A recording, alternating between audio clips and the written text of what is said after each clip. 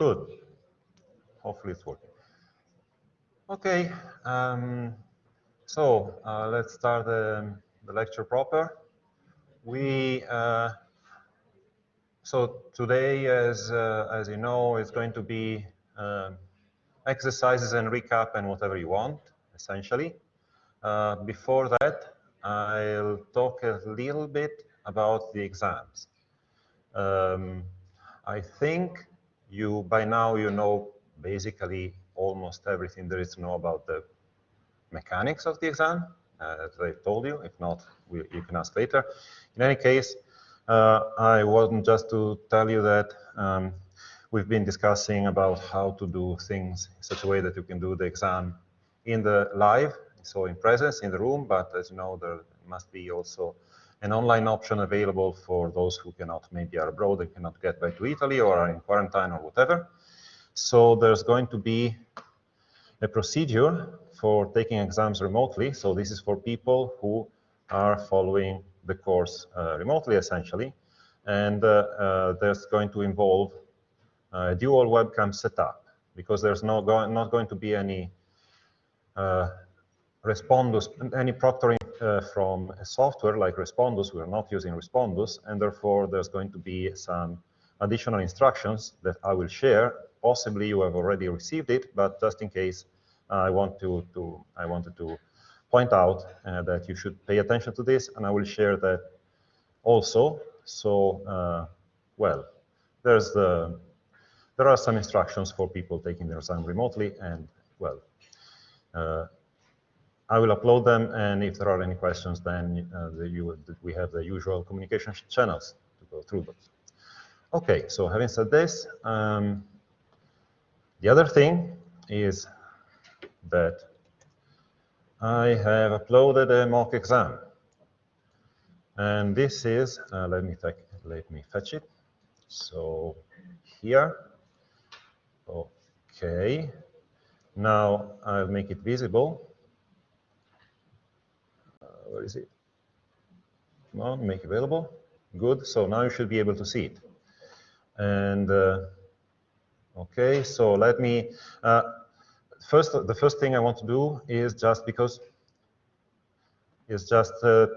go through the mechanics of this, because I tried to book a computer room for us to go and see how it works, but it wasn't possible. I already told you this, but so there's no chance we could go there, but at least I can show you how it's going to work, because when we go to the computer room, or when people connect online, for those who do the exam remotely, you will, of course, get into a virtual room of the exam, so not the one for the course, but you'll see something like this. So there's an exam, you see some instructions at the beginning. So here's the thing. There's some instruction, which of course you should read from the mock exam. It's going to work exactly the same in the true exam. There are 5 steps. There's going to be some files that you download. These are going to be pretty much the same as those that you got in the previous exams that I have uploaded. And then 2 important steps. You unzip the exercises folder and rename it. You write your name inside the files, and then start working in Spyder, in the computer. And then you take what you wrote, so the exercises directory where you've coded, you zip it, and you upload it here on Blackboard. Okay, so before that, also, you see that there's time available. There's going to be a timer. The deadline is strict, which means that the timer includes some time. I mean, it's meant to have some time included so that you can do these preliminary parts about unzipping and renaming, and especially the last one. So please don't code up to the last minute, because there's always going to be someone who has some sort of problem zipping the files, not finding them, getting confused because of, during an exam, of course, things can go wrong. So take a little bit of time ahead to create the zip file and upload it. And also, there's going to be documentation, as I had anticipated. So the internet will be closed. So only Blackboard will be accessible via internet. But there's the documentation here. So there's a there's an how-to. So there's an how-to, and then there are 3 files here. You see there's a Python documentation, the NumPy documentation, and then the reduced documentation for SciPy, just the one pertaining minimize. Okay, because SciPy documentation is just too big, I had to reduce it. So for all of these 3, they are just zip files. If you take one of those, for example, I don't know, the Python documentation, you see it's a zip file. Now, so you download, for each of those, you download the file, you don't double click. So this is a common mistake that happens all the time. People download this, you save the file somewhere, and then you open it like that. And I mean, this is a different operating system, but it works the same basically. Actually, on the computer room, it's even more tricky, because if you double click on the zip file, it looks like you're looking at the directory. You're not, you're looking inside the compressed, I mean, you're seeing the file system inside the compressed directory, yes?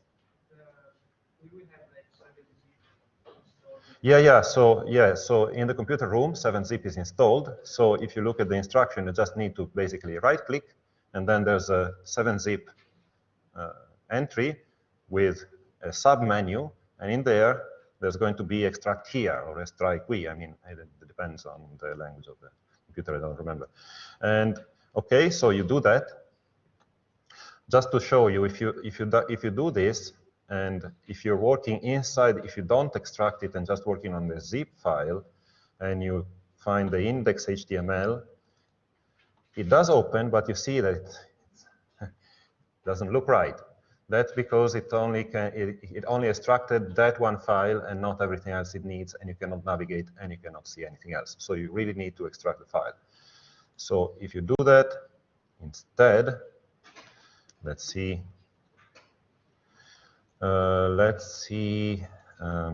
Second. Okay, so let me show you. It's going to work obviously similarly in the Windows computer room. So you have this file here, you extract it here somehow. That creates a directory. On the Windows computer, you may not see the directory immediately. So that's what you need to do then is refresh the view. Press Ctrl-R, okay? That's also some common thing that happens in the room. Then you get inside, and there you search for index.html. And now you click there, and now you see the documentation coming up nicely. You have the search button. You have whatever you want, okay? Same goes for NumPy. Same goes for the minimize. So again, you double-click on index.html, and that opens the browser. You might get asked to allow script or active content just for the searching in JavaScript and so on, and just do that, allow it, and that's it. Not hard, just remember this one thing, don't double click. Okay, so you have the option to download and do everything, I mean, all of this before you start the exam, so this does not, if you do this, it does not get into the account, into the timer. Okay, and that's it. Now, of course, what you can do, anything, basically, except communicate with others, just with the instructors and technical assistants. Time limit, and so on. The test will save and submit automatically when the time expires. However, if you don't upload anything, of course, it will not save anything, because this is how it looks like. You start the exam, you see the timer on top over there, and here there's one question. You see, this, I mean, it's a fake question in a sense that's not really a question, it's just a place where to download files. And importantly, here, this one here is the button where you upload things. And I know this seems trivial, but every time someone just cannot find the way to upload the files. So you need to press this one button here when you're done and just select a file to upload. So files here, instructions. Before you start, again, there are files So the main ones are exercises.zip and exercises.pdf. So exercises.pdf is the instructions, the text of the exam. So with the questions, there are also the same instructions repeated 3 times, because why not? Okay, because this is something. Please follow these instructions. Okay, you see, I wrote them once, then most people didn't follow them, then I wrote them twice, then I wrote them 3 times. Then I'm telling you now, please follow these instructions. So the instructions go like this. You download exercise PDF, you download exercises zip, save the file. Of course, now let me just, let me create, say, a mock exam. Well, folder. Okay, so suppose that you have copied your exercises.zip somewhere in the computer. You again extract here. You see this. The first thing you do, you rename it. Okay, so you do something like rename. And then here you write your ID, something, okay, whatever it is. And you rename it without spaces beside, I mean, don't change the name, just don't put spaces, just write your ID right after the exercises, and that's it. Then you get in, and now you open these things in Spyder. You can open also the theory.txt file in Spyder. So the theory questions will not involve, let's say, complicated formula that you need to write in any special case. It's going to be possible to answer those questions just typing, essentially, with standard characters. Therefore, you can use Spyder also for that. So let me just start Spyder. Okay. This one here. So now you see Spyder. So remember to rename the exercises before you do this. And then you get inside here. There seems to be a question. Let me see. So no multiple choice, no. Well, for theory, well, there might be, I mean, you've seen in one of the past exams that there was true-false questions. So, I mean, in that case, you just write TF, TF, whatever, okay? And if there is multiple choice, you just write choice number 2, whatever. It's not, so it should be easy enough.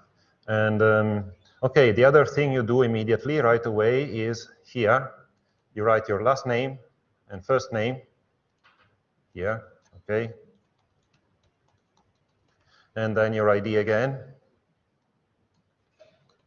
whatever it is, and you do that for all the files. This one is not needed, the other ones, I mean, you just do this, and here as well, and save everything, okay? And at this point, now you've done that, you can start the exam. Okay, you type, you write whatever, okay?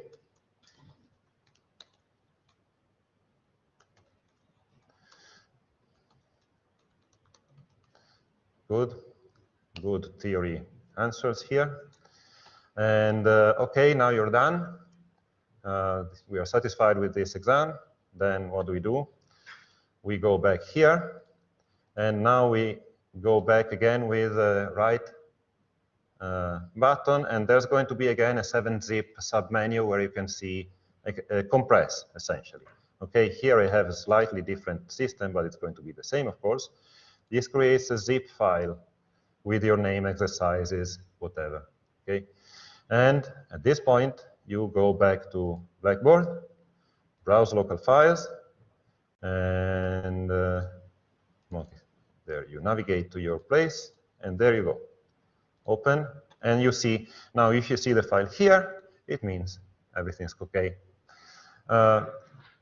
You can upload how many times you want. So you can, if you're, let's say, before the deadline, before the timer expires, let's say 10 minutes before, you start the first submission, possibly, so that you're sure that at least something's got submitted, okay?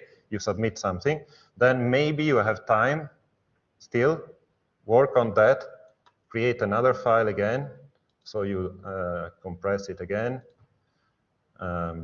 Okay, already exists, so maybe, I don't know, remove that, compress that again, create, you upload another one. So you can either remove this one and create another one. It's not really needed, but I don't recommend removing the old one. Just get a new one, and that's it. And okay, so here you see, by the way, if you want to be absolutely totally extra sure, you can also see that by clicking over here, it should download it. It doesn't. Okay, so you cannot be super extra sure.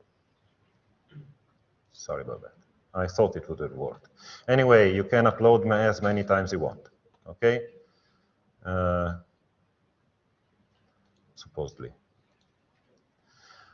Something like this. Oh, see, yeah, you see it has uploaded another one.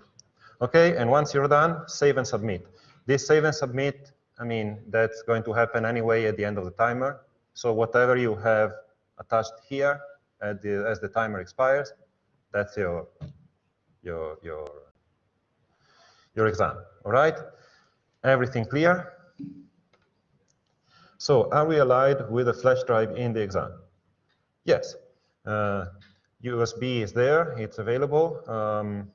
Remember that it's a Windows PC, so make sure, I mean, they're not even particularly new, but I mean, there's a PDF reader, of course, so if you have notes of that, just don't bring notes in any strange format, and the flash drive should be formatted in a standard way. Any other questions? Everything clear? Please remember to follow the steps. It's just as an advice, I've seen many times people rushing at the end because they did not have enough time to just do everything. They postponed writing the names and changing the file names at the end, and then made a mess because, for example, if at some point, if you don't rename the directory first, you start working on the files, and then you rename the directory, then Spider doesn't know about that, and I mean, it makes a mess. Okay, so go in order, do the steps, it's not hard. And that takes really few seconds, and it frees your mind to actually think about what's important, which is the text, the contents of the exam. There's a question.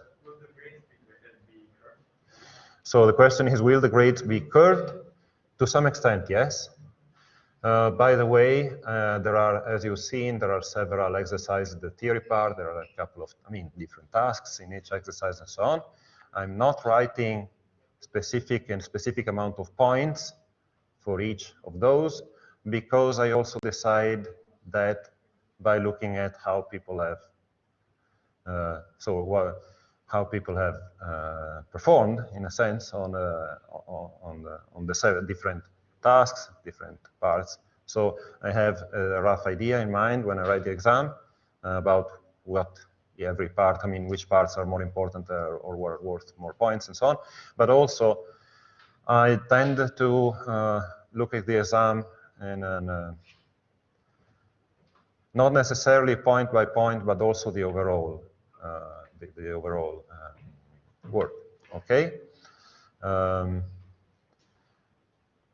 So just to explicit and to make explicit what I mean, if you make one mistake in one point, and I might suspect that it's a typo or whatever, it's a matter of distraction, it's one thing. But if you make the same mistakes and it's a fundamental mistake in 2 different points, that to me means that something deeper there's a deeper problem. So you see this sort of things. Okay.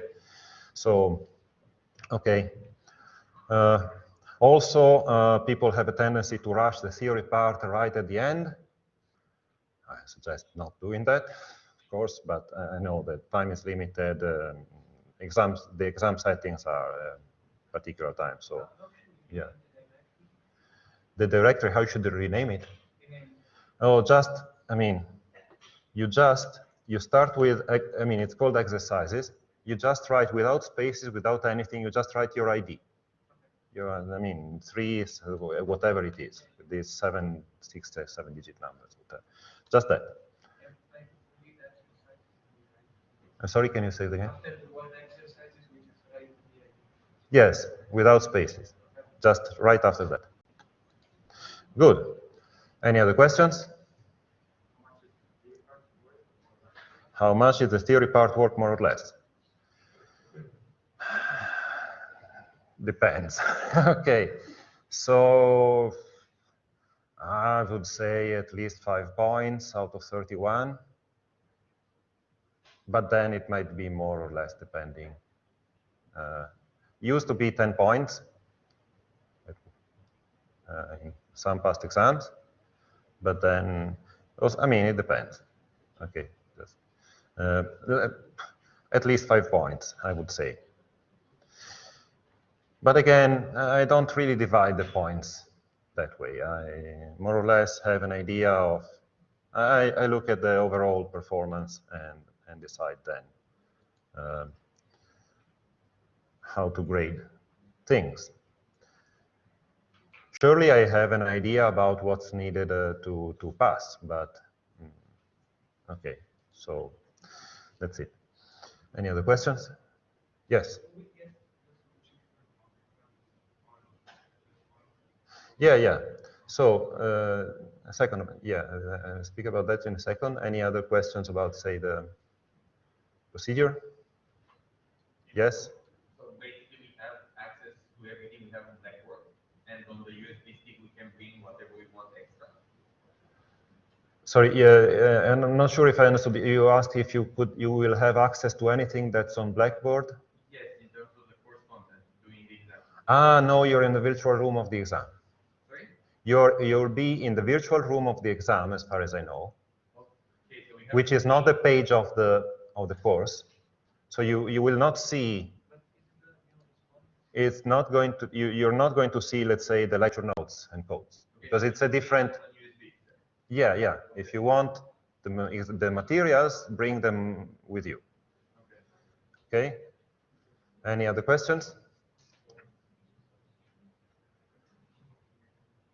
Remember, there's just USB, the standard, I mean, the oldest standard USB Type B.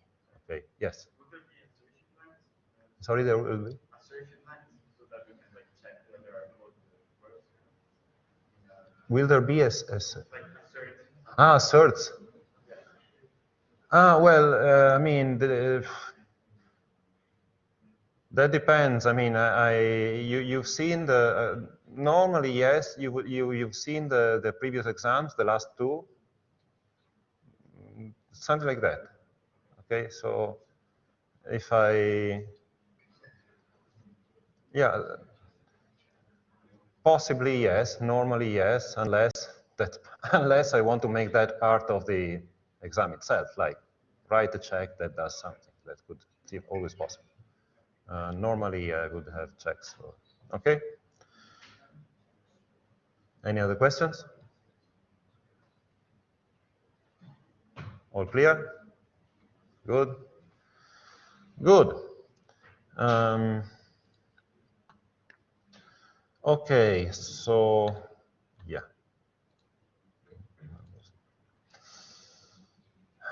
So, you see, this is because I changed the name of the directory.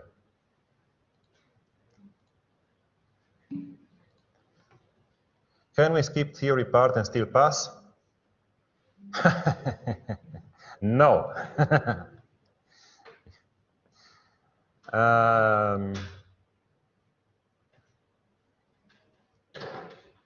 Well, you're giving up a lot of points. If we do the other part perfect.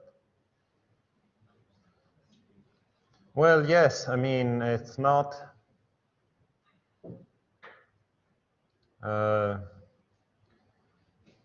In principle, yes, you're giving up a lot of points if you do everything perfectly and just doing away with the theory. I would definitely not recommend doing that, but whatever. Okay.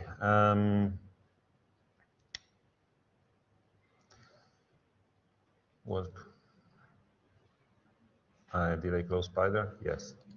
Okay, so at this point now, hopefully we're done with the exams, mechanics and rules and whatever. If everybody is satisfied with the answers so far.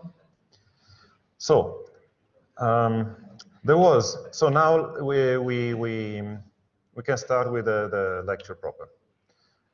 So there's a question at the beginning to go over the worst tier speed part where the swapped cities are in neighbors, but we could do that. I wanted to, let's see, did you by any chance discuss what you would like to review or see among yourselves? No? No, let's say, general proposal. So I can surely go through that part of the code. We can, let's say, go through, for example, this mock exam that I just showed you. Yeah, that would be, I mean, how many people would vote for that? Okay, more or less half. I'm sorry that, I mean, about people following online, I'm not sure how to make you vote. Maybe raise your hand if you want to see the mock exam. I mean, if you want to see how you go through the mock exam. I'm not sure if I see, yeah, okay, people raising hands, but not really many, just 2.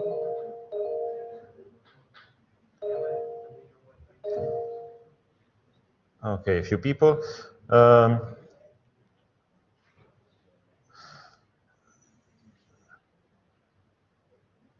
Okay, and what about instead if we go through one of the previous exams, maybe a longer one? Anybody up for that? Just 1, 2? People online?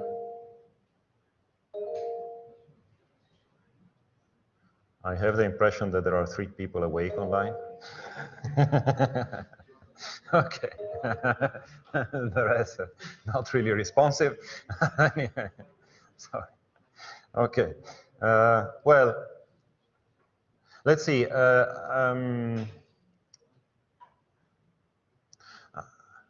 Okay, let's maybe, because we have time, maybe we can go through one of the longer exams that I have uploaded, and then if there's still time, of course, then I will have to answer that question about TSP, which I will at some point.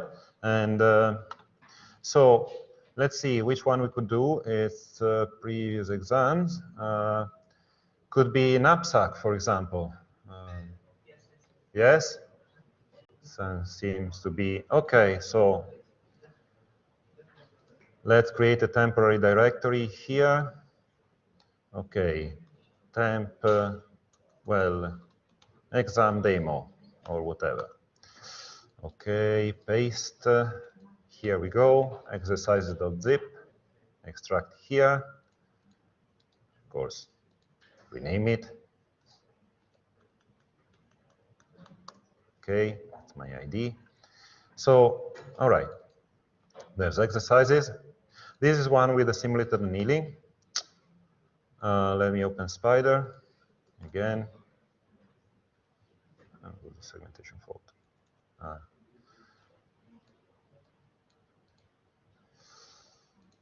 All right.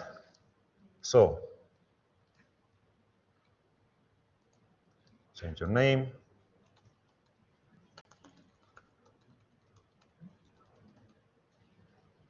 And I know this looks stupid, but I still want to do that just to drill the idea. Okay, in your mind. Okay, so here, as you can see, that first of all, there's a structure which is pretty common in these. I mean, it's pretty similar to what we've seen during the lectures. I should enlarge this. There's a simulated annealing code, which is exactly what we had from the lectures. if you haven't, I mean, sometimes there might be questions about doing very slight modifications to this code, so you should better be a little bit familiar with it, but otherwise you only need to remember how it actually works and what the different options mean. So, and then there's a class defining a problem to be solved by simulated annealing. So it has, you see of course, the methods which are required, these ones, they're here. And of course, it's incomplete, so there are a few warnings. And then also there's the script. And here, the idea is, of course, that you run the script and you see something happening. In this case, something, I mean, at the beginning, it's not going to work. Maybe I should enlarge this as well. OK. So, of course, at the beginning, it's not going to work properly, but maybe it does something. Maybe you get an error. Who knows? Depends on how much this other code is complete or not. In any case, so you write your code here, and if you want to test the whole thing, there's the test script. Then there's the text of the exam. So, okay, so let's see. Okay, so there are 3 files. Program, the class, to optimize the test script.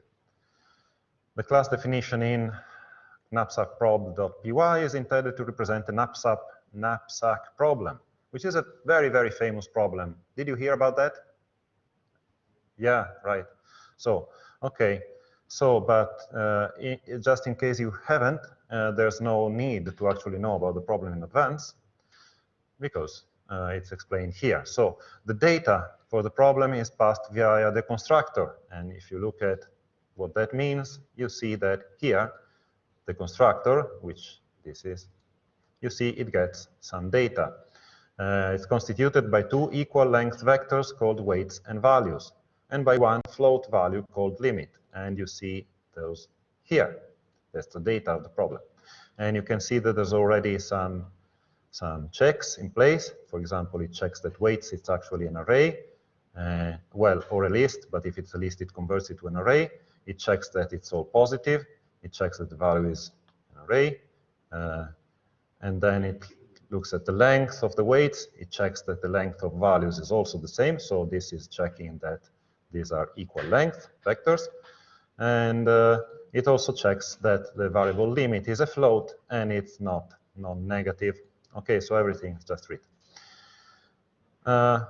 The constructor already implements the argument checks and most of what is needed.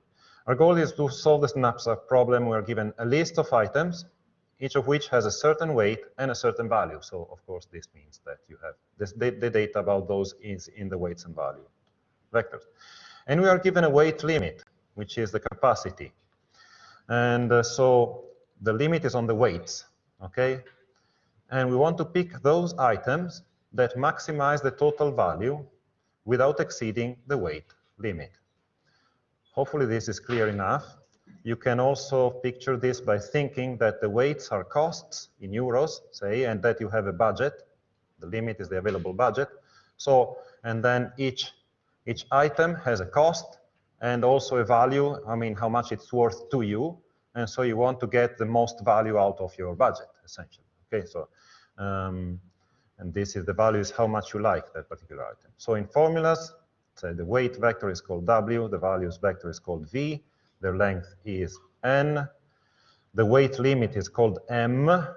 Okay, so our problem is that you want to maximize some function constrained to some, with some constraint. So the second constraint shows you that these variables xi that I've introduced need to be binary, so 0, 1. And therefore, this is going to just, we need to find the best binary vector x. If x equal 1, it means xi equal 1, it means that we are picking item I. So you see that this one is just counting the value of the items that you've picked. And of course, you might want to pick them all, but if you do that, you might get an excessive weight, okay? Because if you may need to make sure that your overall weight doesn't go beyond m. Okay, so you need to generally, often you need to discard at least some items, and the problem is choosing which one to discard. We want to start from a random candidate vector x, called x in the code. Then, so you need just picking things at random. We want to propose changes to it, and then run simulated annealing. This is the discrete optimization problem, so of course you can solve it with the simulated annealing, or at least you can address it. Simulated annealing is a minimizer, and remember that you want to maximize this. We will change the sign of our objective function. And instead of enforcing the constraint on the maximum weight, so this is the constraint, it's a hard constraint, okay? Meaning there's a hard limit that you should never go beyond. But instead of doing that, we will just put it inside the objective function in the form of an extra cost that we pay for exceeding the limit. Okay, so this is a pretty standard thing to do. Instead of having just a hard limit, you say if you go over the limit, that has a cost of, I don't know, €1,000,000, okay, if you want to think about that, which is roughly the same, okay, normally. It's a trick to just transform a constrained problem into an unconstrained problem, in a sense, but with a fake constraint. So,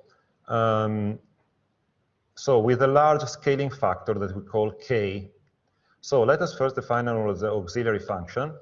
This function is just something that gives you the value when it's positive and gives you 0 when it's negative. So it's a function that goes like this. And then you can actually write the formula that we're using, the cost, so with the minus sign at the beginning. So what you want to minimize the cost in the end is the negative part of what you are trying to maximize, plus this penalty that you pay. And you see here that there's the overall weight of your choice. You look whether that's beyond the limit or not. If it's beyond the limit, this theta will give you the difference, and that's going to be positive, and that's going to be scaled by some large factor k, so you're going to pay the penalty. But if it's negative, if you're below the limit, then this is 0 and you pay no penalty. Okay, so this is the mechanism. And so you want to minimize this, of course, which generally means that you want to pay no penalty and still put as many things as you can in the knapsack. So the use of the theta function ensures that we are below the limit, we don't pay any cost, and if we are above, we pay a price proportional to the exceeding part. The parameter k can be passed as an option via the constructor of the class, and you can see that here. There you go. It's, in this case, it's 100. But we will generally just use the default value 100 throughout, so you don't need to touch it. So, okay, forget about that. Just know that it exists. The class already has most methods defined, but the implementation is incomplete. You need to fix it. So the tasks are described below. Most points are independent from each other, etc. But for the last one to make sense, you need to, at the very least, have done PowerPoint 3. In the code, you'll find the pieces of code that you need to change by looking for comments that starts with task. And of course, if you scroll the comments, you'll see task, task. You see they're not in order in the code, but you should try to do those in order. There's 1, 2, 3, 5 for A and B, and that's it. And I guess there's also a task 6 here, okay, because this was a long example.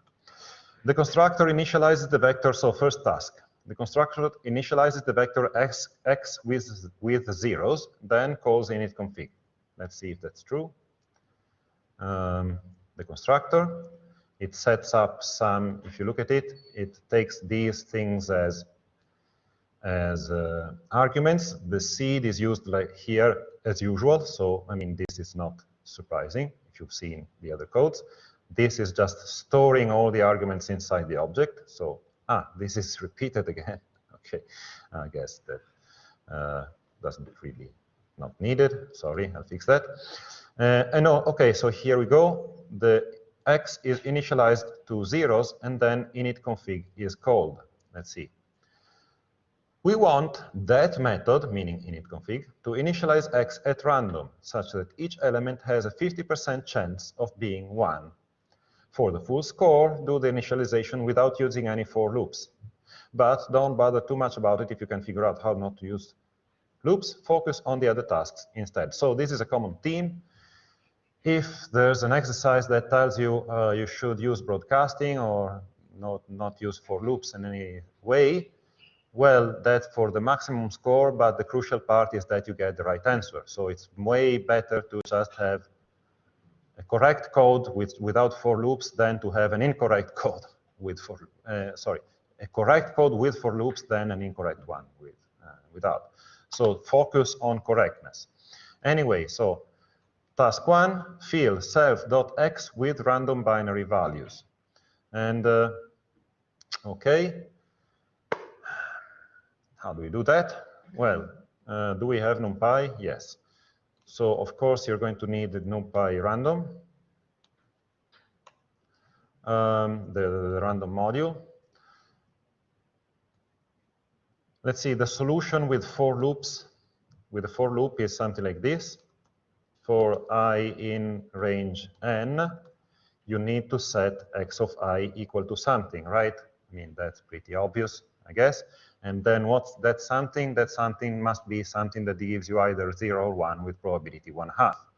And there are several ways to do this. And whatever you use doesn't really matter.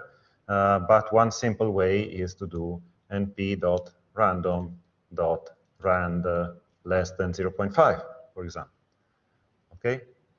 So this is a common pattern when you want to have something which is true with some probability p and false with some probability 1 minus p. You just take a random number, compare it to p. Okay? This one is 0.5. So you can check. And p.random.rand less than 0.5, it gives you random numbers, random true and false. Okay, so this works. It's the for loop version. Of course, you can do it without for loops because you've seen, or you can look it up in the documentation if you want, but you've seen it a few times, that rand can take an argument and give you an array instead of a single number, the one inside random, and then you can compare all of that to 0.5, and that, of course, broadcasts. So that gives you an array of true and falses with probability 0.5. So you can just take this and use it here, and instead of 5 here you write n, and then you want to overwrite the contents of self.x, so something like that. If you want to do it properly, in a sense, to do something, if you want, sorry, this should have been self.x. If you want to do something like this, the equivalent form is this one. Do you remember what happens if I do this instead? What's the difference? Yeah, so, I mean, in both cases, this one, the right-hand side part here is creating a new object. But in this one, in this case here, the old vector is just, which was associated to x, is just thrown away and replaced. Instead, with this version here, the old vector is still there, the data is overwritten. Yes, there's a question. Sorry, but in this case, shouldn't x be a int and not a bool? Because like in the... It's, right, sorry. You're right. So, yes, so you can do this, you can do this. It's actually not needed. Sorry, you're right, I forgot to tell you this. So in particular, this one here works. Why? Because if you have an array, you can have an ongoing test. So for example, let's say that n equal 5, okay, just to test. And then x equal np.random, no, np.zeros of n d type equal int, and this is what we had here already. And now you have x and it's of type integer. And now if you do x of 0 equal true, for example, you see that that true has been converted to an int because the type is carried by the the vector. And so indeed, that makes quite a difference. I mean, the same is true if you write this one, n less than 0.5. You see now that x is properly filled with integers. Instead, if you do this, as I was mentioning, now this is going to create a vector of bools, and then that great vector of bools is going to replace the older vector x. So now instead, you get a vector of bools, which is not what you want. So perfectly good observation. In this case here, this really does make a big difference in the sense that it gives you a different, you end up with a different type of array. There's a question here, is NP Rangé equally fine? Yes, it is. So there's another way, it's choice. It's using the function choice allows you to choose between different options, and you can even pass if you do use it with the default, each choice will be chosen with equal probability, which is what we are doing here, but you can even give individual probabilities to every possible choice. Yes, there's a question? Randint would also be fine in this case, because that's just we are extracting with the equal probability. So Randint 2, meaning you get value 0 and 1, because the 2 is excluded. So yeah, with the size. Yeah. As I said, there are many ways to do this. And any of those is fine. Any other questions? Okay. So after that, you might check that it works by just maybe, you can even do this. You can even now, if I run this and I just copy it, and you see K NAPR, okay? This is the knapsack problem. And if I look at X, you see that now after I've created the object, it has been initialized with some random values, okay? And those values are fixed by the seed. Okay, so task 1, done. The cost function computes the quantity tot v as the sum between 0 and n-1. Remember that this n-1 here is included in the summation because of mathematical convention. So we are actually summing over everything. So it computes this quantity using a for loop. Let's see. Where is it? In the cost function. So you go to look for task 2. There's the cost function. There you go. There's this kind of common pattern that I use in which I just take a few variables that I need and just create new local variables with the same name just because it annoys me to write self. So there you go. I guess self n could also have been removed. In any case, so improve the next 3 lines, replacing them with just a single line without for loops. Do it using NumPy's function in a single thread without for loop. This task is not crucial for the rest. And by the way, it's not crucial in this case. It means if you cannot do it, just leave it, okay? Because don't screw it up. I mean, this is working, and the task is about improving the performance. Yes? Why did you say that when we have to sum till n-1, yeah. in mathematics, we don't do it till n-2 in the...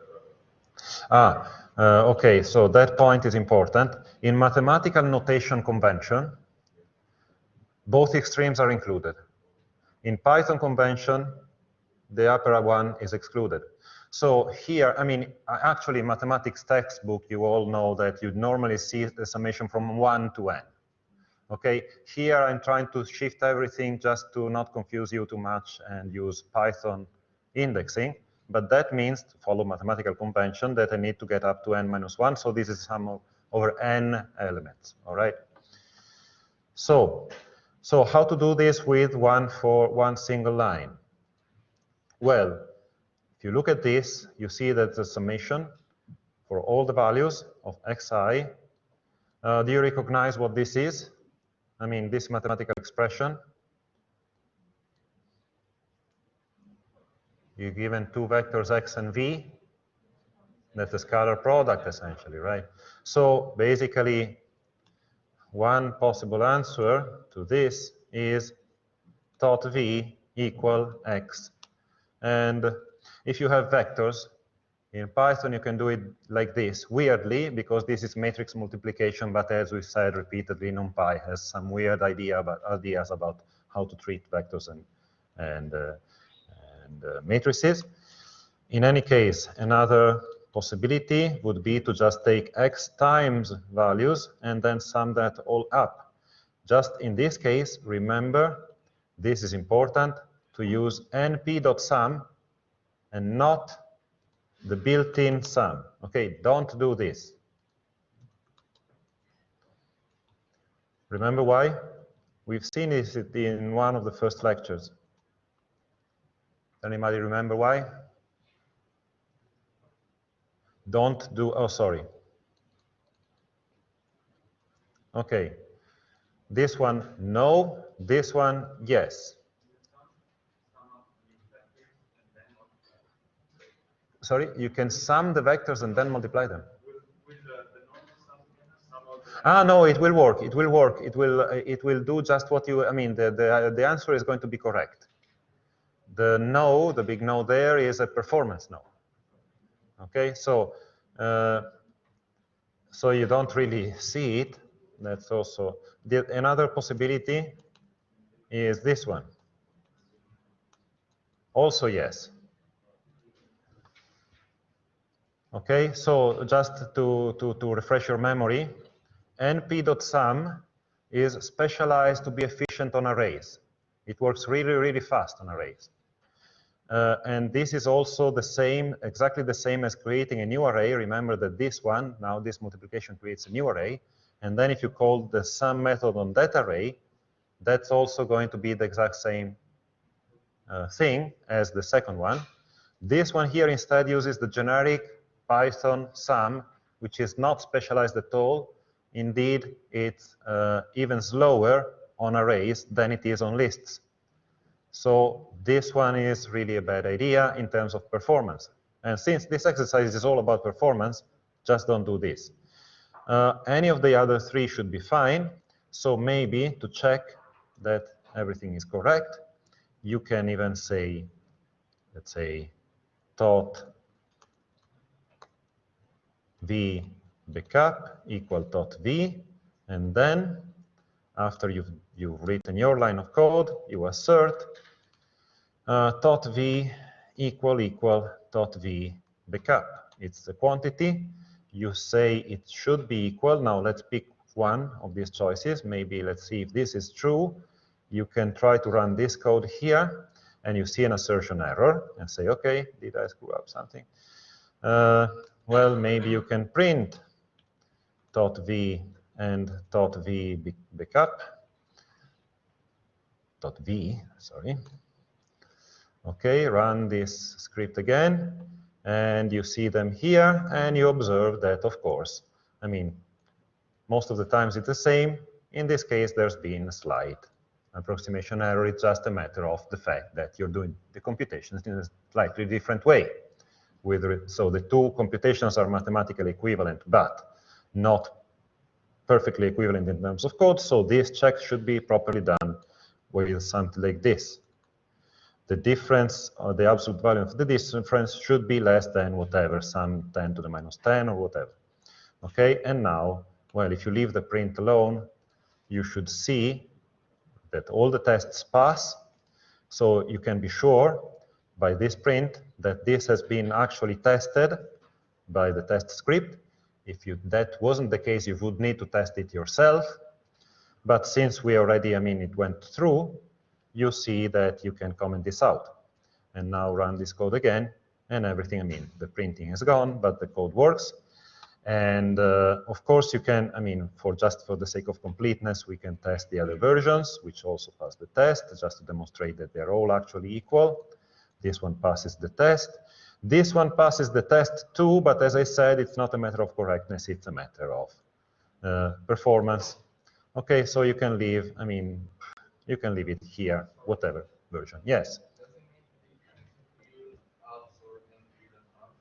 No, in this case, no, because you're taking the absolute value of a number, because that's number. Okay, so in this case, it's the same. But it would make a difference if you were taking the absolute value of a vector. Abs of a vector doesn't work, np.abs of a vector broadcasts. Okay, so as usual. Yeah? What's the difference between matrix multiplication and the dot product? Those two. Oh, okay. So what's the difference between matrix multiplication and dot product? Well, this one here is using the matrix multiplication operator, but the matrix multiplication operator in NumPy, depending on the circumstances, can compute the dot product. The reason is that in NumPy, vectors are treated as not really being either row vector or column vector. They are treated as some sort of whatever you need. Okay, so if you have a matrix and you multiply it by a vector in a standard way, then that vector, so if you have A at symbol B, and B is a vector, meaning one-dimensional array, that's treated as if it were a column vector, and you get out. So if you write the vector on the left, and you do vector times matrix, that's treated as if it were a row vector. If you have two vectors and try to do the matrix multiplication, well, what NumPy does is take the second one and treat it as a column vector, essentially. So it tries to decide whether a vector is row or column based on the context, in a sense, and tries to give you a sensible answer. And in this case, it's just multiplying a vector by the other one transposed. And as we've seen last time, if you try to write values.t, that doesn't do anything. So there's also that thing that you cannot really transpose easily a vector. But it does it for you. So that's the same as the dot product because of, even though if you want to be really, really strict in the mathematical sense, the dot product is not the multiplication of a vector by the transposed, especially if you're using complex numbers, because you would need also to have the conjugate, the complex conjugate of the elements. But as long as you're using real numbers and in a real Euclidean space and everything is, let's say, normal, then you can use this syntax to do the dot product. Okay? Does this answer everybody's questions? Good? Okay, so after, and only after we've done the check, we can comment out this. One other thing that I should say. In the exam in general, if you are writing a task and you have some code and there's some mistake, some error, and you cannot just get it, you don't see what, but in a case like this, if you had an error, using your version of the code would screw up the rest of the code, right? So in that case, what you do is you just comment it, you leave it there, you say, I wrote this, doesn't work, but please look at it. I will look at the code and see, okay, and I still evaluate things in the comments. That's what I'm saying, okay? So in case you just have some mistake, so it's better in the case in which you cannot figure this out. I mean, this is just one line of code, but in a more complicated case, if you cannot figure it out, it's better to leave just the other version in place and leave your version commented out, okay? So it's just again, about how the exam works. Of course, this assertion here is not going to work anymore, but we don't need it. And okay, we have done task 2. And by the way, as you can see, well, there's no, nothing. Okay, so task 2 done. 3. When does how long do we have? 1 hour left? Yeah. Okay, so we'll go on until another 10 minutes, I guess, and then make a break. Oh, the cost function only implements the value part of the function that we want to minimize. You need to complete it with the second part, the one with k and the theta function defined above. Note that k is also, of course, if you scroll up. Why doesn't it scroll up? No idea. My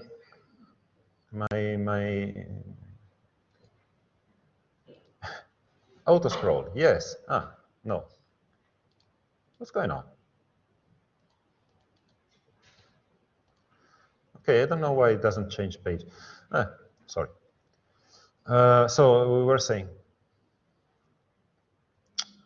So if you go up, of course, this is referring to this part of the formula here. Okay, so this is saying the cost function only implements the value part of the function we want to minimize, needs to complete it with the second part. So let's see if that's true. The cost function, of course, we have just computed tot v. It just says the cost is tot v and returns that. And the task 3, complete the cost function to account for the weight limit.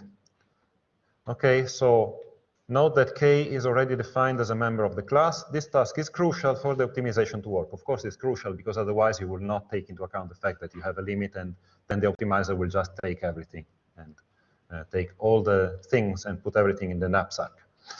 Okay, so you need, essentially what this is saying is that you need to implement this formula over here.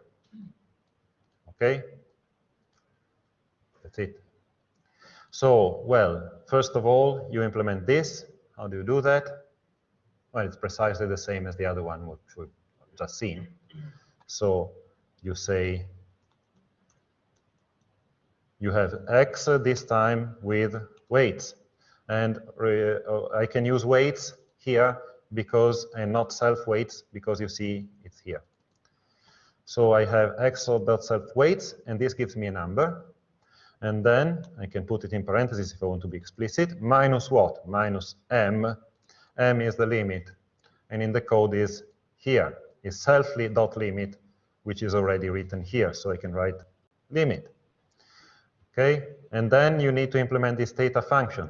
Just so you can say, I don't know, w, if you want something, give it a name. And then you can say, tot w if you want. Well, not tot w. Let's call it if w less than 0, w equals 0. That's, for example, one simple way to, or actually less equal, of course, it's the same. So just to be, so you have this function, but this function here, you see it cuts out everything that's below 0. So you can implement this operation if you wanted like this. And well, then you write plus times k times w. And you see it here, okay? So I guess this should be enough. K times whatever this is, except that if it's negative, we just set it to 0. And if it's positive, it will have a contribution to the cost, and that contribution will be scaled with k, so it will be a large penalty. Okay, good. And of course, then, I mean, you just test it. If you want to test it properly, you could do something like this. You can take, say, for example, a problem, create a problem just from scratch. And now you say, well, the weights are these, the values are these. I'm using variables that are defined here, and since I've run the script, now I have them at in my REPL here.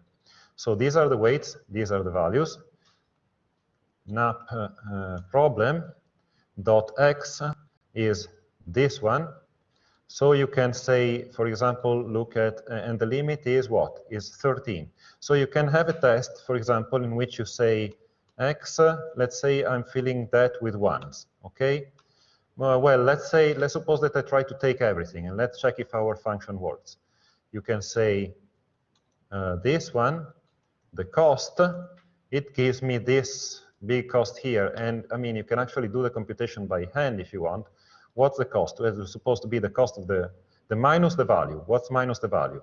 It should be 0.1, 0.3, 0.4, 3.4, 3.7. So it should be minus 3.7, the value part. But then it should be 1 plus 3 plus 5. This is 9, 10, 18 times 100, I guess. Let's see if it's true. No. What's the cost computing then? Some of the weight is actually under the limit. So I'm sorry? some of the weight is under the limit, so it's okay. The sum of the weight is 1 plus 4. What's the weight? The weight limit is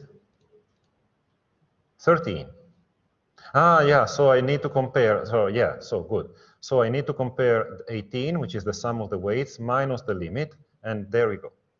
Okay, so this is doing what it's supposed to do. So actually, you take the weight of all the things, so it's 18, but then you compare it to the limit, it's 5 more than the limit, and therefore we pay a penalty of 500. All right? So this you can check, and also you can check that instead, if you remove, for example, the last one, let's say that you say x of -1, oh, sorry, nap x of -1 equals 0. So now, I mean, we should be below the limit because I've removed 8, so this should be 10, and then I should have, I mean, the penalty is no longer there, but I've also given up 0.3, so the cost should be minus 3.4. Let's see if that's true. And it is. Okay, so good. Task number 4. The current code proposes just one possible type of moves. Okay, so here things start to get a little bit interesting. The current code proposes just one possible type of move. It picks an item at random and proposes to flip it. Make it 1 if it's 0 and vice versa. So you can compare this to actually the current code and you see propose move. It says move equal randint n. Okay, and you see that it's just choosing one index. And when it says it picks an item at random and proposes to flip it, you can, I mean, here you don't see all of it. You see just proposing one position at random in the array. But if you look at the accept move here, and in particular this part here, you see that what this does is flipping. So xi, if it was 1, it becomes 0, and if it was 0, it becomes 1. So this is what's described here. You need to implement a new kind of move, which we call the swap move. The move will be produced with 50% probability, and provided some extra conditions are satisfied. The idea is that we swap one item I that we have in the knapsack, so something for which xi is equal to 1, with an item j that we don't have, so something for which is 0. Basically, we flip both xi and xj. So you see, the idea is just, I have something in the knapsack, I want to swap it for something else, okay? Instead of just taking something and removing, or taking something and put it in, I just want to swap two things. This is one other type of move that you can. So this, however, of course, is only possible provided x is not all 1 or all 0, of course. Because if everything is already in the knapsack, there's nothing to swap. If not, it's not knapsack, nothing to swap. So your code should check whether we are in the all 1 or all 0 situation, in which case the only flip move is allowed, and thus should be the chosen move. If you are not in that situation, then the swap move is possible. And with 50% probability, you should choose it. If you do, you then need 2 items at random, provided their x value are different, and return them as a tuple. So you see, this time, instead of returning 1 index, you return 2 indices in a tuple. In the remaining 50% of the cases, you should still do the flip move. In the accept move method, you should account for the fact that 2 types of moves are now possible by checking whether the move argument is a single index, it's a flip move, or a tuple, then it's a swap move, and proceed accordingly. Okay, so let's see in the code, you see in the accept move already here, it's written some check.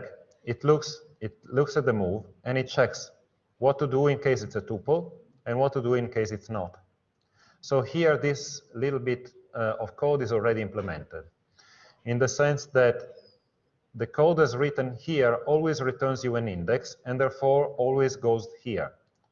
But now we want to have another possibility in which move is going to be a tuple, and then if that's the case, then accept move will receive a tuple, and we will be using a different code here. Okay? Good. So let's go back to the text and see. Your code should check whether we are in the all 1 or all 0 situation. Okay, so this is the first thing we should do, because we need to decide which type of move to propose. And how do you check whether something is all 1? It's self x, which is already here. Okay, so one proposal is np.unique. Any other? There are several ways, and NumPy all, okay, yeah. So the one that seems easiest to me is np.all x equal 1. Okay, I think it's the most readable, but unique would be fine. Okay, if you find unique and you find that there's only one element instead of 0 and 1, then you have covered both situations. So both are acceptable.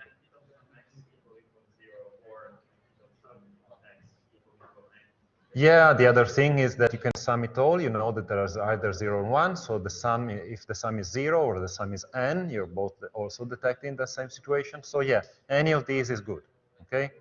Whatever you want to do.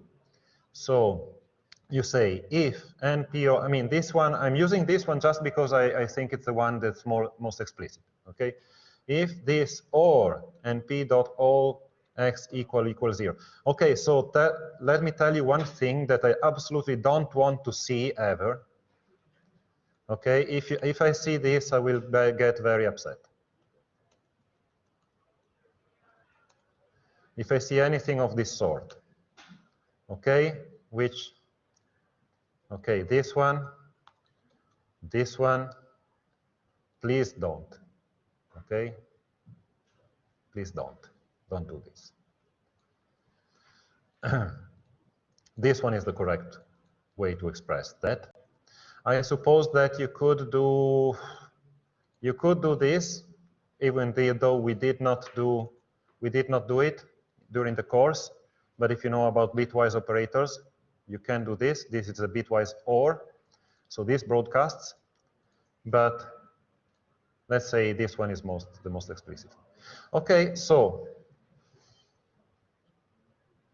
so if we are in this situation, then we cannot do the swap move, and we only do this move over here. So only this move over here, but otherwise, okay, so maybe, you know, I can be even more explicit. Let's say that, oh, sorry. Let me not try to be too clever. So do swap equal 0. I don't know.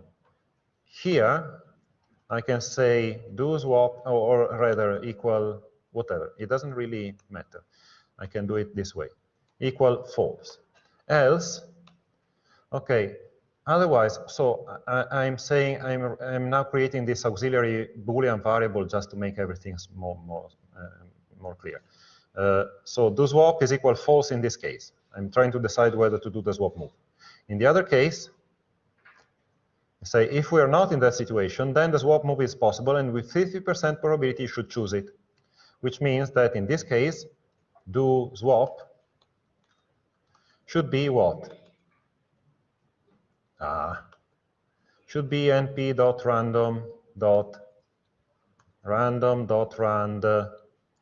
0.5. Sorry, less than 0.5. So this is true or false with 50% probability, just like before. Or you could say choice with true and false, and this kind of thing.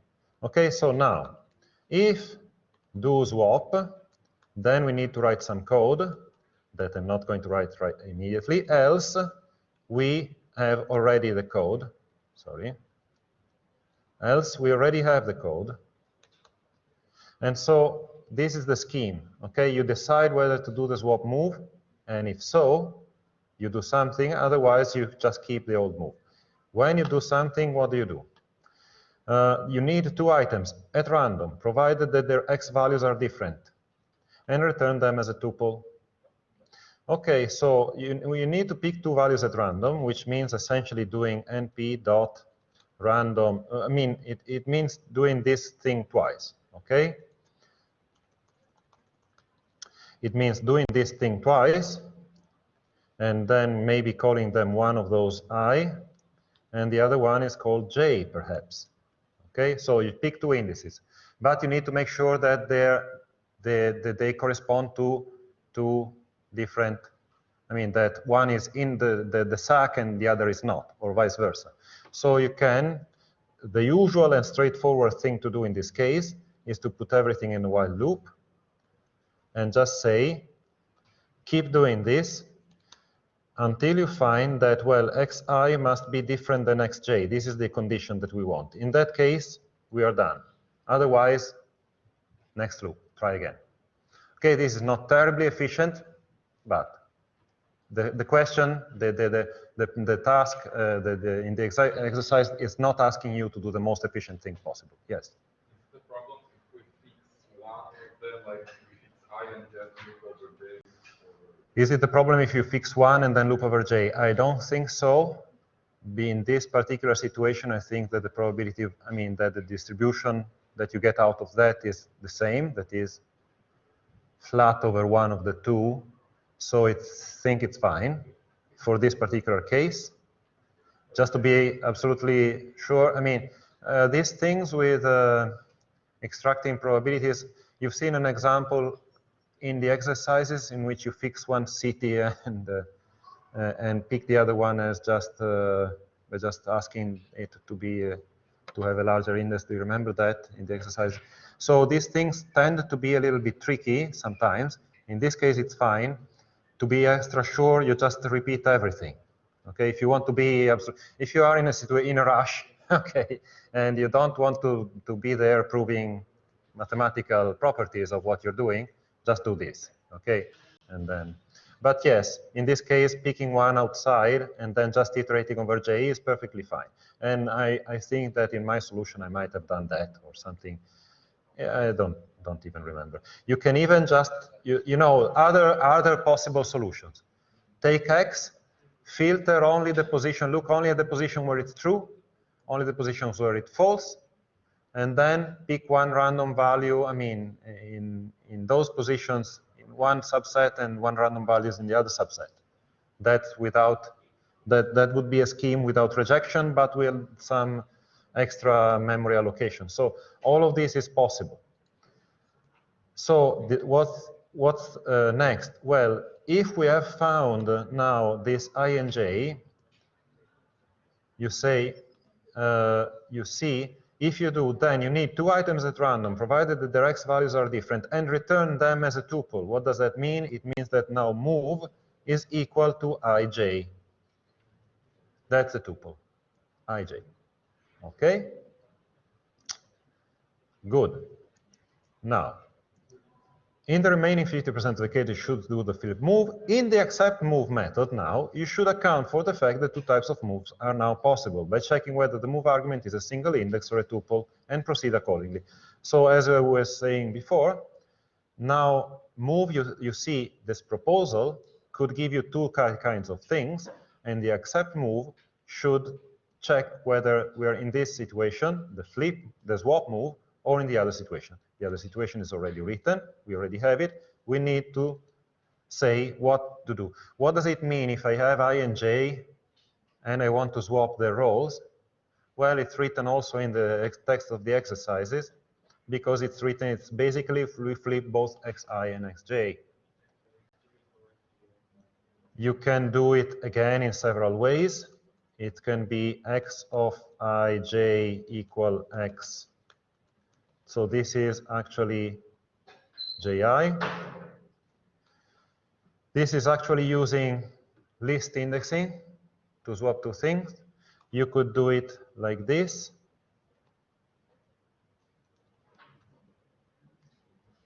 Xi, xj equal xj, comma xi. You could do it by just doing, you know that one is, you're sure that one is 1 and the other is 0. So you can even do it this way. Let me put a space in there so that you can see that these are all alternative ways to obtain, in this case, the same effect. Okay? Ij is not defined. Well, where's ij? You see, it's the analogous of this one. So you just write ij equal move. You just unpack the move and do this. Okay? So any of these is a valid solution. Let's pick the first one arbitrarily. I don't care which one. And this is supposedly task 4 done. hopefully. And if I run the test now, well, it runs without problems. I can even do this, I guess. Doesn't matter. Okay. It runs without problems. We should test it a little bit, probably, but let's say that we probably make a break now, right? Yeah. So let's have a break of 10 minutes up to 11:45, and then we'll finish this up. Okay?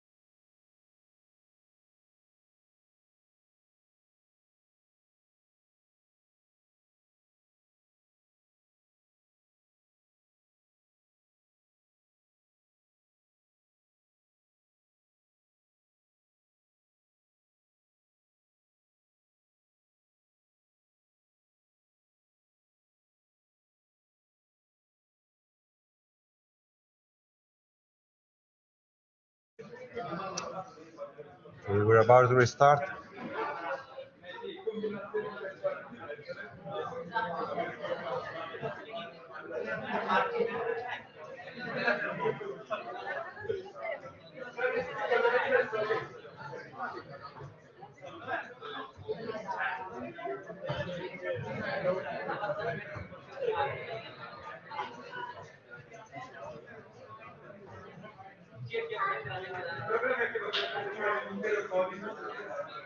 Please take your seats.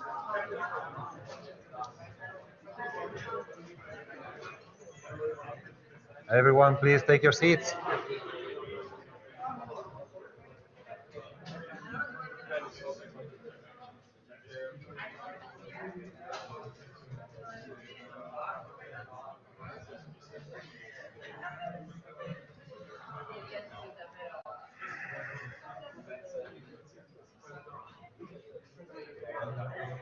Are we ready?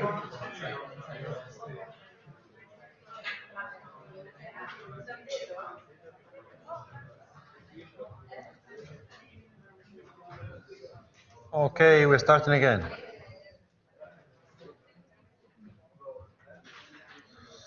Okay then. Task number. This is now very loud. I don't know. Task number 5. You may want to save your file and have a backup before attempting this. So let's take the advice and just go here, and our file is this one. Let's say that we save a copy as naxaprob.backup or whatever, or v1 or whatever you want, okay? Just have it there before you go to the next task. Okay, make the code more efficient.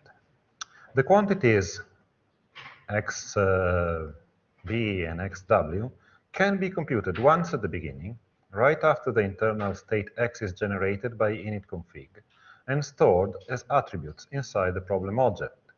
Call them .v and .w. Then they can be used for the cost computation, thereby simplifying the method, and updated whenever a move is accepted.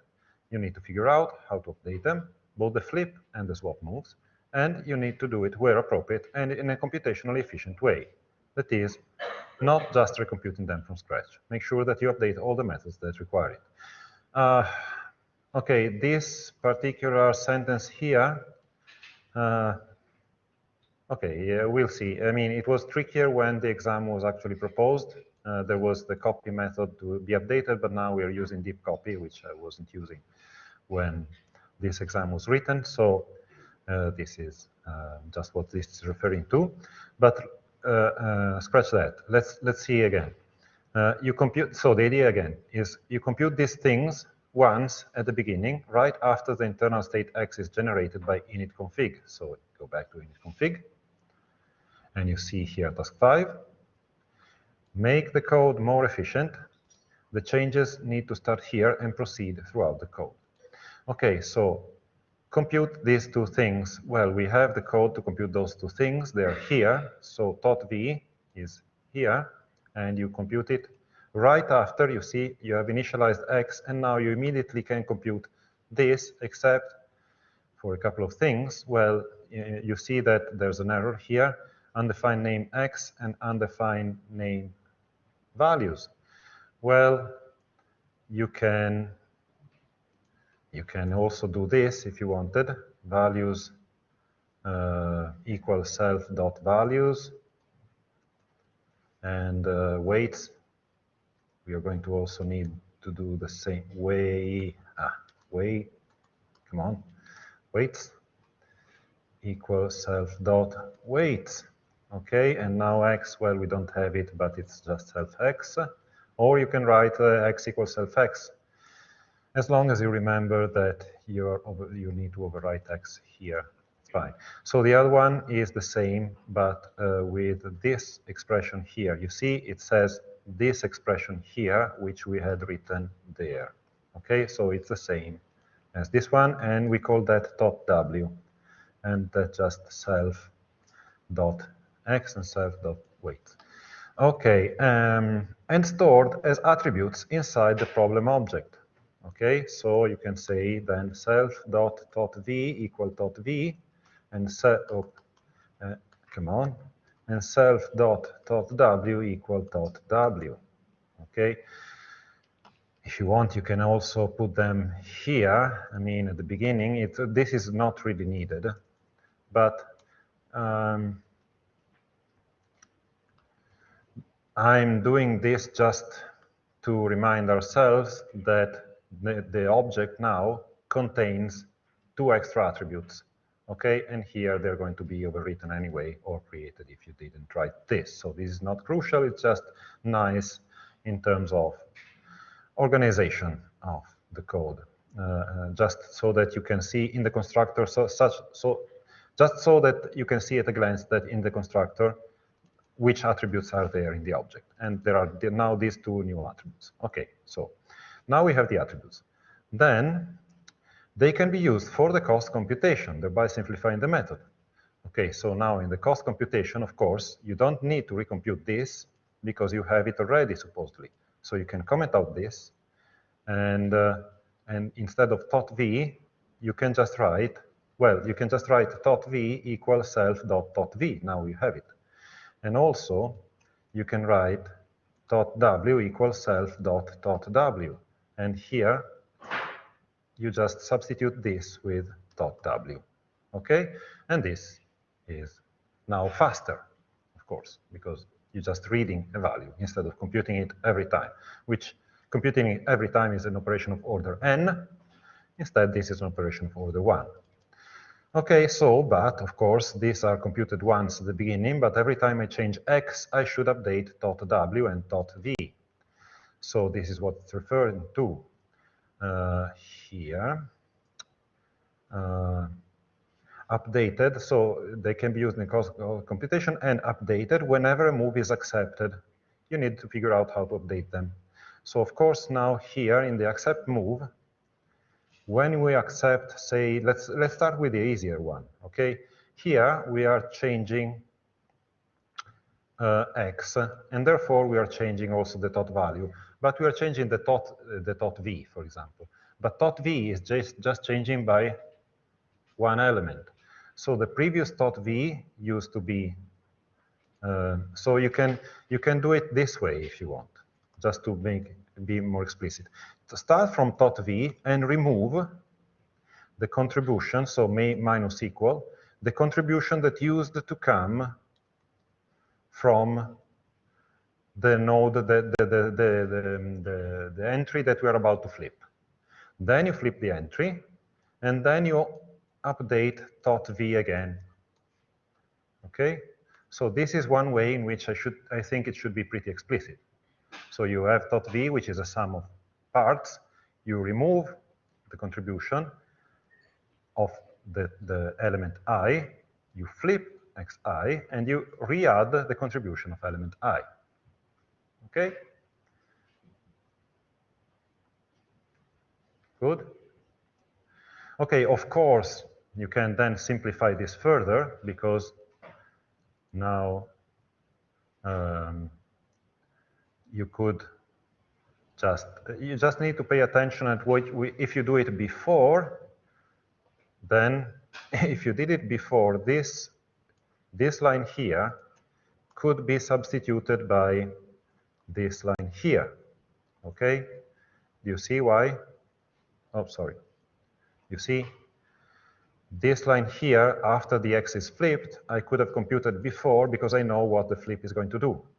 And therefore, you could have now these 2 expressions that you can join in one single expression. And or you could do it after and do essentially the same thing, but with a change sign. Let's just keep it, let's say, explicit, or at least I think this is more explicit. And you do the same for, okay, of course, we don't have tot v, but I can, as usual, just extract it here, say I can just say self.v, okay? Come on. Self.v, self.v. Same exact thing for .w. with the weights.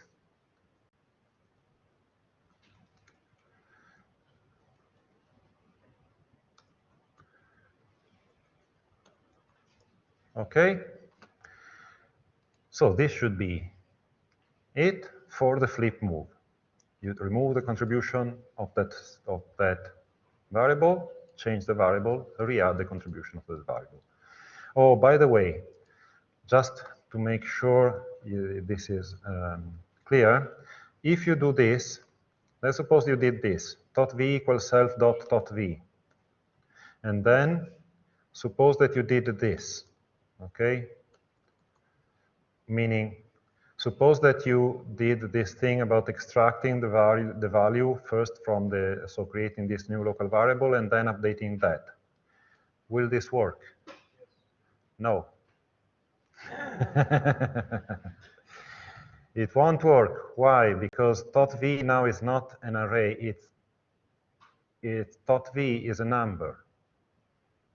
.v is the scalar product of x, the vector x, and the vector values, vector v. It gives you a number. So .v is a number. So here you're copying the number essentially from here to a new variable. You're updating the new variable, but now self.v is completely unaffected by this.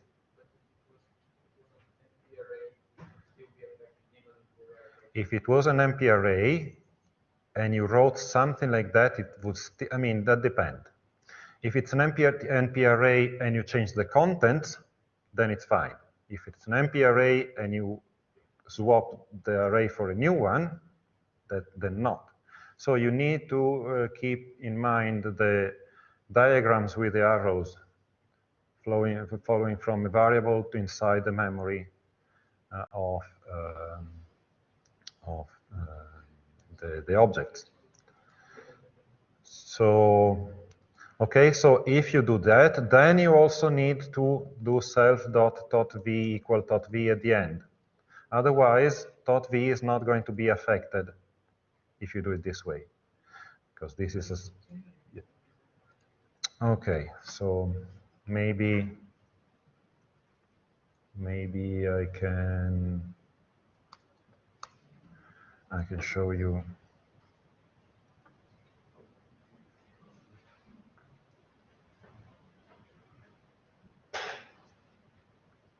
You can see this even with simple lists, which in this case work the same.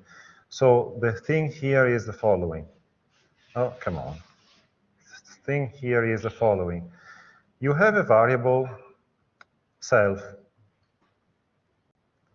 The self variable is pointing to some object. Inside that object, there's some value called .v. That .v points to some number, I don't know, 3.5, whatever, okay?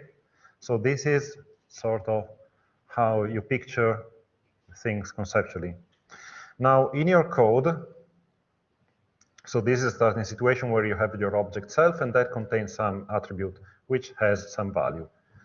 Now, when you write .v equals self.v, what you're doing is dereferencing self.v, which gives you this value here, and assigning that to a new variable called .v, which lives here. You see, not in the object, but inside your variable space. Now you change .v. If you now change .v here, you change its value here and there, that's going to update this .v variable. It's going to change it maybe to, I don't know, 4.3 or whatever, okay? But that's only going to affect this arrow here. And you see that the .v inside the object has not been changed in any way whatsoever.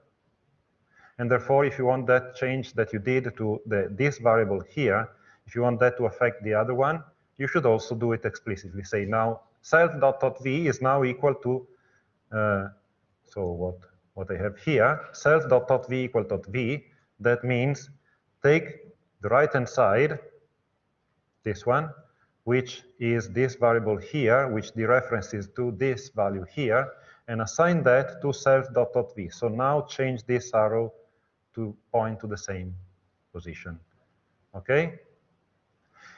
If you have a list this works kind of the same unless, so let's see what happens with the value x, for example. X, suppose, I mean, it can be an array, it can be a list, any mutable container, okay? So suppose that you have self.x, and here you have 0, 1, 0, 1, for example. And now you write x equals self.x. And again, you get self.x, it points to something, and x now points to the same something.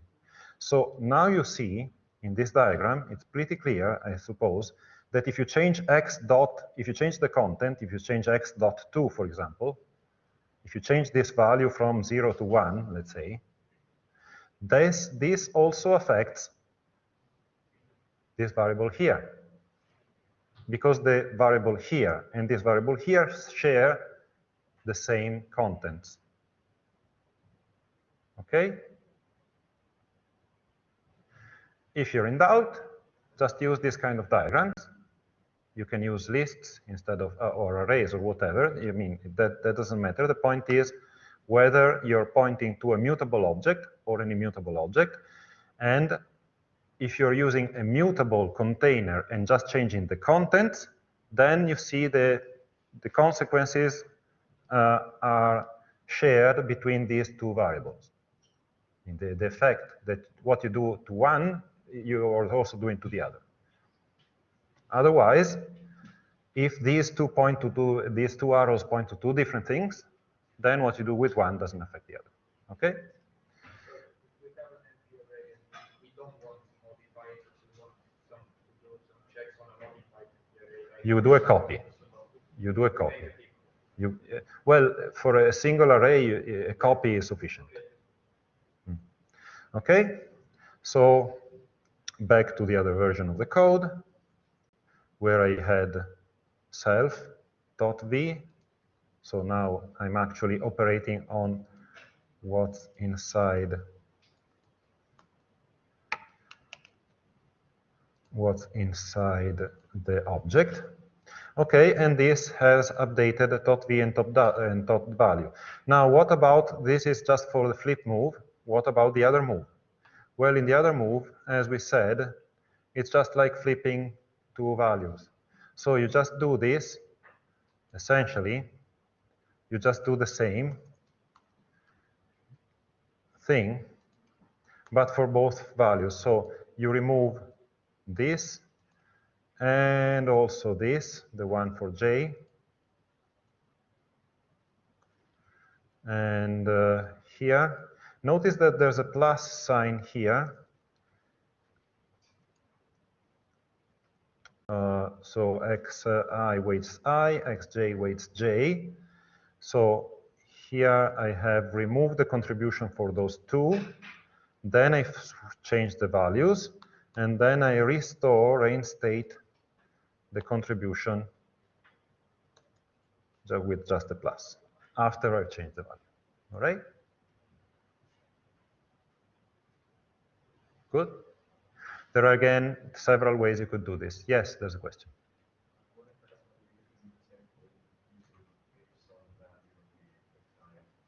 I'm sorry, I cannot hear. Can you speak louder?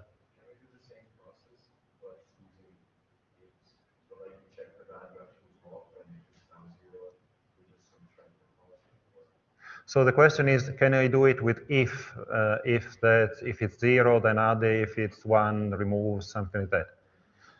Yeah, I mean, you can, totally, but the code is going to look if you try to do it, the code is going to look uglier. Okay, it's going to be a lot of ifs and so on.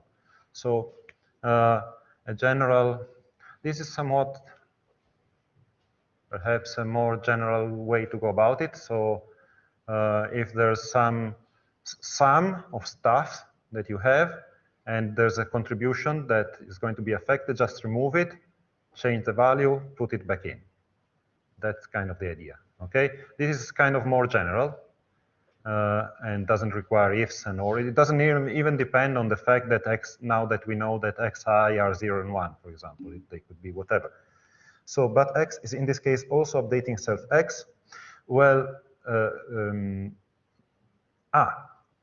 Yeah, because here you see x is updating self x. Here in one, we are in one of those situations where we are changing the contents.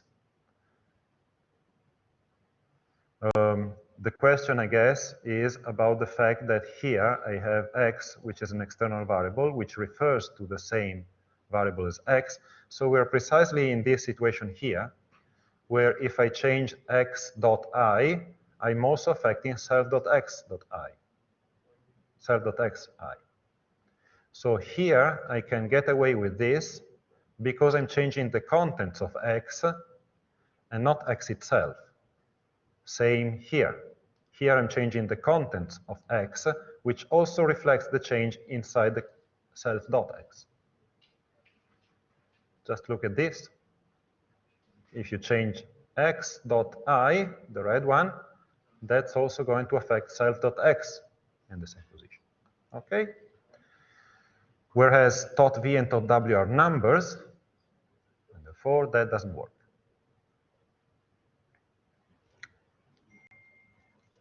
Use these diagrams, they clarify a lot. Okay, good. So I think this should be working. Now, whatever, do we have other places where you need to update? Well, proposed move doesn't matter. This one we already did. Supposedly this should work. And if it works, we should actually see the code behaving in the exact same way as before. There's compute delta cost that doesn't involve anything, and copy, which doesn't involve anything. So, I mean, we can have a look at how this went and see. So, for example, the result is going to be true, true, false, true, true. It should, in principle, give us exactly the same thing, true, true, false, true, true, because we haven't changed in any way the outside behavior of the algorithm, it's just a matter of making it more efficient. So doing the same computations in a more efficient way. And true, true, false, true, I mean, it looks right. Here I see a bunch of, I mean, I don't know, here the last values, the first values were 3, 6, 3, 6, at some point got to 3, 4, and so on. And here it's not precisely the same value because of floating points issues, but in the end it's basically doing the same, except instead of 6, it gives me 5, 9, 9, 9, whatever. Okay, we could. Okay, so this is task 5. Task 6. In the matching problem run file, there are two lists, W and V, and a limit variable that you can use for preliminary testing. Make sure that when you run the code, you get the optimal solution for that case, which has a cost of minus 3.6 and corresponds to bagging items 0, 1, 3, 4, which, I mean, the final cost is what's expected, and bagging items 0, 1, 3, and 4, which is okay. Then create a new test instances. Produce W and V as random floating point, not integer, vectors of length 40. Okay, so here we go. N equal 40, W equal np.random.rand n. Same thing for V. Okay. Each of them should have entries uniformly distributed in the interval 0, 10. So here what we get is values between 0 and 1. How do you get to have uniformly distributed value between 0 and 10? Times 10. So if I wanted values between minus 5 and 5, times 10 minus 5. Okay, so you expand to 10, 0, 10, and then shift it. Okay, this kind of thing. Not hard. And set the limit to 5.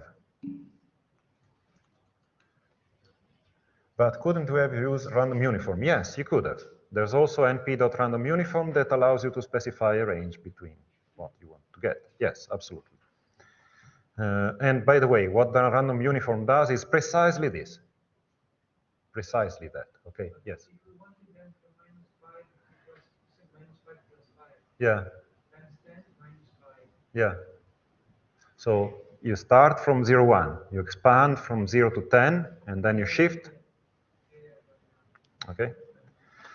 Okay, after this, do some experiments and change the value of the parameters for the simulated annealing function such that it finds a reasonable solution in a reasonable time, a few seconds at most.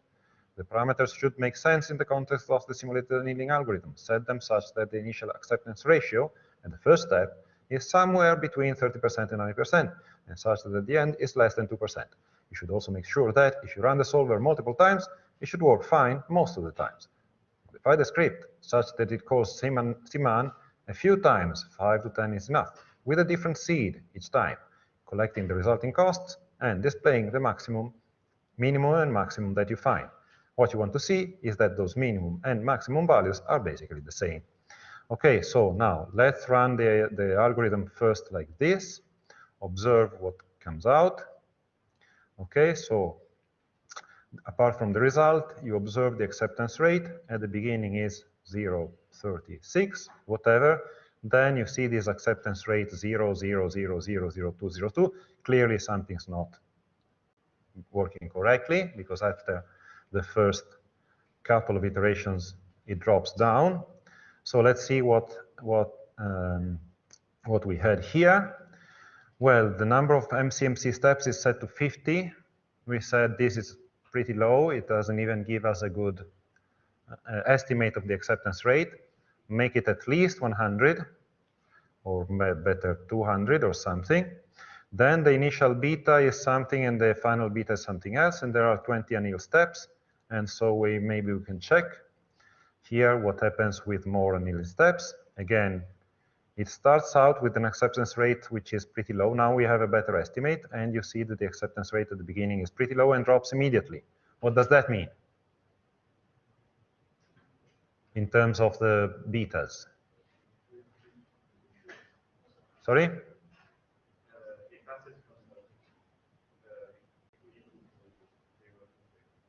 It passes through, well, it even starts out.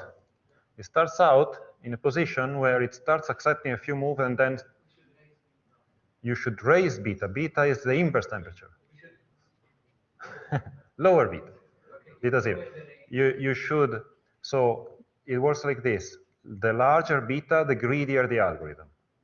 The lower beta, the more exploratory behavior you get. So you should lower this beta to something. So let's try fiddling with this beta 0. Beta 0 equals 0 doesn't really make, it's a waste. Why? Because beta 0 equals 0 means accept everything. And so the first step is going to just accept every possible move. It's going to move from a random position to a completely random position. You haven't done anything useful. So at least some non-zero value should be used. Okay, and now you see the acceptance rate at the beginning, still 0.19, maybe a little too large. Let's see 0.1. Acceptance rate at the beginning, oh, 0.23. I don't know, maybe even, you can even try, let's try with a little more steps. Okay, now it's getting a little slower. Oh, 0.204. Well, it's still a little bit too large, according to what's specified here. It should be between somewhere between 30. I mean, these are rules of thumbs, okay, rules of thumb. But let's see another one. 0.5, something like this.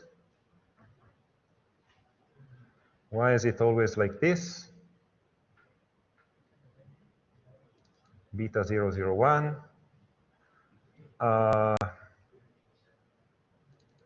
Just a second.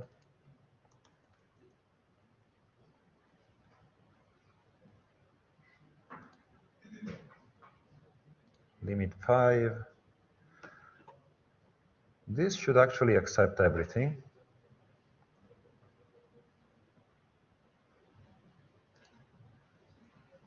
Is the accept move correct? Should be.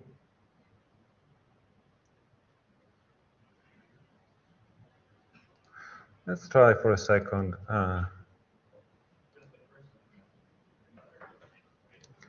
Yeah, something like that.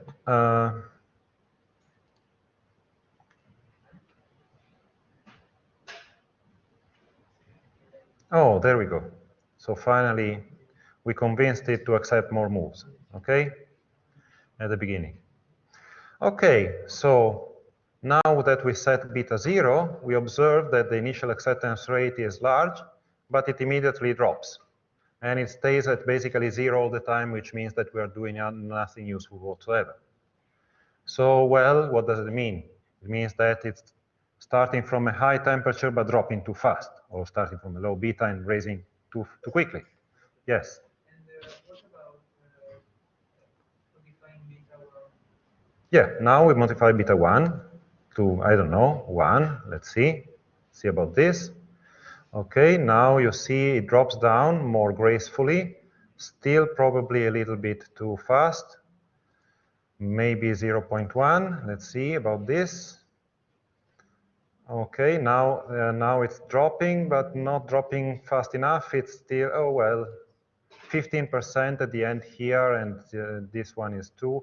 Maybe we got 2. Okay, something in between. Something like this. Kind of okay. It drops down nicely. Now we can just repeat the same thing.